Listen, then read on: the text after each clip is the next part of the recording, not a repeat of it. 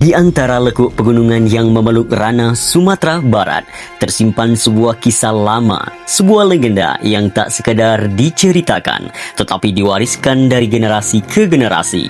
Kisah tentang asal-usul nama Minangkabau, sebuah nama yang lahir bukan dari kebetulan, melainkan dari kecerdikan dan kebijaksanaan. Pada masa silam, konon datanglah sebuah kekuasaan besar dari luar menantang penduduk setempat untuk beradu kekuatan. Ancaman itu begitu nyata, seolah perperangan tak terelakkan.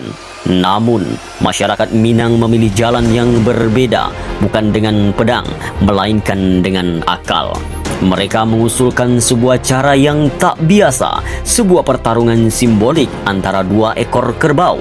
Pihak lawan menyambut dengan penuh keyakinan, membawa seekor kerbau besar, kuat dan siap bertarung. Sementara itu, orang Minangkabau justru menghadirkan seekor anak kerbau yang kecil, tampak lemah, bahkan hampir tak berdaya. Namun di balik kelemahan itu tersimpan siasat yang cermat. Anak kerbau tersebut sengaja dibiarkan lapar, lalu pada tanduknya dipasangkan pisau kecil yang tajam.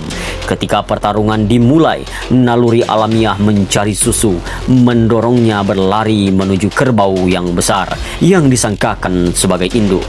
Dalam gerakan yang cepat dan tak terduga, tanduk kecil itu justru melukai lawannya hingga tumbang. Kemenangan pun diraih bukan oleh kekuatan, melainkan oleh kecerdikan.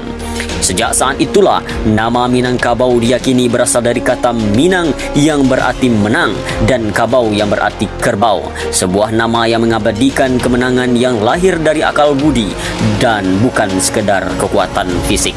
Namun lebih dari sekedar legenda, kisah ini mencerminkan jiwa masyarakat Minangkabau yang menjunjung tinggi kecerdasan, musyawarah dan strategi dalam menghadapi kehidupan.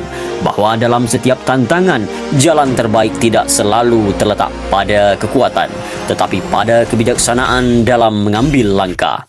Hari ini nama Minangkabau tidak hanya menjadi identitas geografis, tetapi juga simbol karakter. Karakter yang lentur namun kuat, sederhana namun cerdas, serta mampu bertahan dan berkembang di tengah perubahan zaman.